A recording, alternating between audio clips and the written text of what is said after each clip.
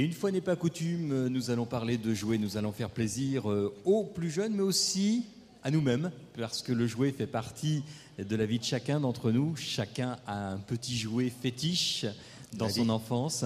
Et j'ai le plaisir d'être sur plateau avec Bernard Lanchet. Bonjour. Bonjour, oui. Comment allez-vous ? Ça va, vous savez, la vie est un jeu, un grand jeu. Oui, un grand jeu de doigts. Hein. Alors, on va revenir quelques instants sur l'histoire de votre société. Aujourd'hui, tout le monde connaît en plein cœur de notre Berry, puisque le but de ce salon, c'est justement fabriquer près de chez vous. Là, on ne peut pas être plus au cœur de la fabrication de nos peluches et de nos jouets. Alors, comment est née la société ? Écoutez, il y a 40 ans, lorsque j'ai commencé chez Hachette, en faisant des jeux éducatifs pour les écoles maternelles, voilà, l'histoire a commencé comme ça. Et ensuite, je me suis orienté vers l'industrie du jouet dans le Jura, qui avait énormément besoin de designers. C'était l'époque où on cherchait des idées, et puis il y avait du pétrole. Alors, depuis 40 ans, effectivement, vous avez eu de nombreuses périodes, des hauts, des bas. On ne parlera pas des bas, on va parler un petit peu du haut. Oui. Aujourd'hui, où est-ce qu'on en est dans les jouets ? Puisqu'on dit que la plupart de ces jouets sont fabriqués à l'autre bout du monde, mais on s'aperçoit qu'il y a encore des résistants, qu'il y a encore des vieux Gaulois qui sont là avec nous. Il faut que la conception reste française, européenne.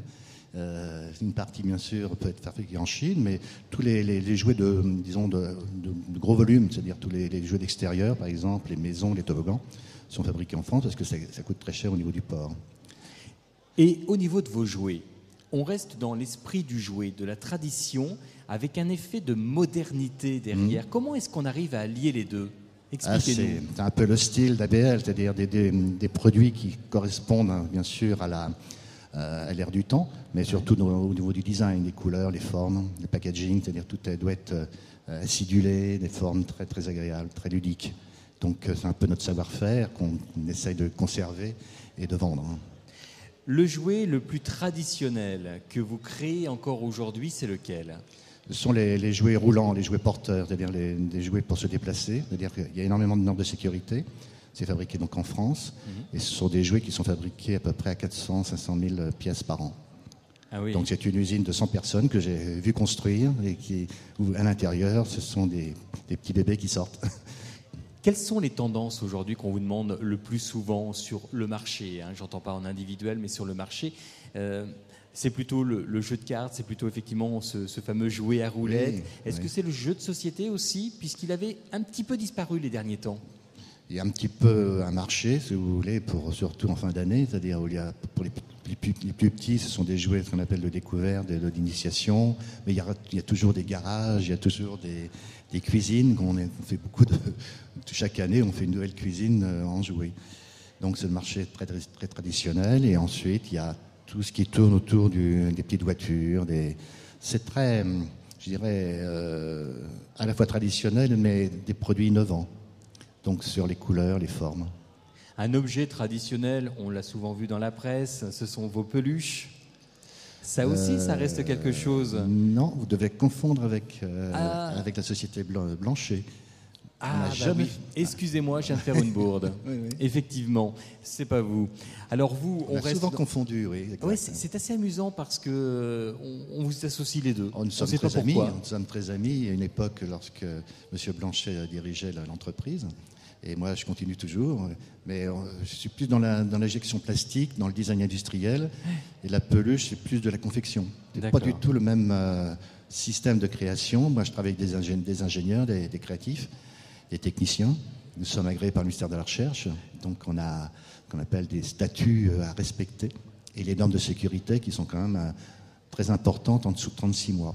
D'accord. Donc on s'aperçoit en fin de compte que les deux, vous voyez, ont fait un mélange, et que, encore une fois, c'est fabriqué ici en plein cœur du Berry. Bien sûr. Donc, où est-ce que l'on trouve aujourd'hui vos jouets, Monsieur Lanchet ? Partout. À Châteauroux, par exemple, est-ce que vous avez un lieu d'exposition où l'on peut venir les découvrir en spécificité, ou alors dans les grands magasins ? J'ai un showroom, disons, à l'atelier, parce que l'atelier a 450 mètres carrés de studio. Oui. Mais c'est un showroom, disons, très très privé, parce qu'on ne vend pas nos produits, à part Berry en jeu. C'est le seul jeu qui a été conçu et où je suis le producteur, en gros. Ah oui, c'est celui qu'on Oui, a voilà, c'est d'ailleurs... un jeu de découverte régionale avec des auteurs de la région pour découvrir notre région, notre histoire, notre culture. Et nous sommes soutenus par les 2 comités de tourisme du Cher et de l'Indre. Et de l'Indre. D'ailleurs, on s'est amusé hier avec les 2 jeux qui sont dans la Oui, showroom oui. à se poser des questions. Et les questions sont assez pointues. Oui, hein. assez pointues. Gérard Coulon est un historien très connu en archéologie, mais j'ai dit souvent, parce que je vérifiais les questions en allant à Paris par le train, donc je passais mon temps à vérifier, à corriger les questions, et puis le soir, j'y donnais les réponses. Mais c'est vrai que mais c'est bien parce même moi, j'ai appris plein de choses sur la nature, sur la Brenne. Donc je crois que c'est intéressant et c'est pas si mal que ça soit un petit peu difficile.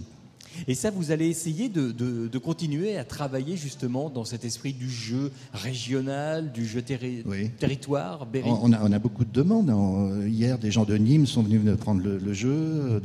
À Paris, il y a une sorte de groupe, un comité de Berrichon qui va... Dans le 5e arrondissement, si je ne me trompe pas, oui.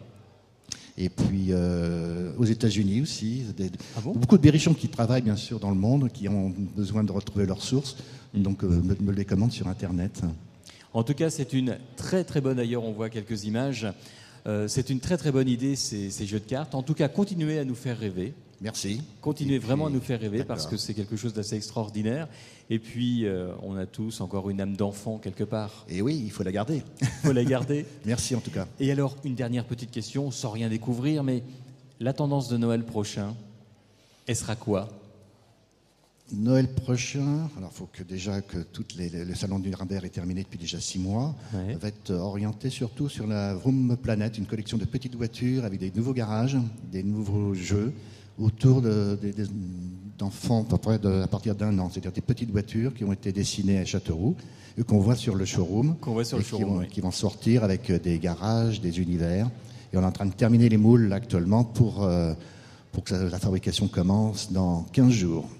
Eh bien écoutez, merci beaucoup en tout cas de nous avoir accordé ces quelques instants. Et puis on vous souhaite bon courage et bonne continuation pour l'usine. Et puis rendez-vous dans 40 ans.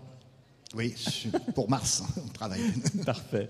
Merci beaucoup. Dans un instant, eh bien, nous allons redécouvrir un autre stand. À tout à l'heure.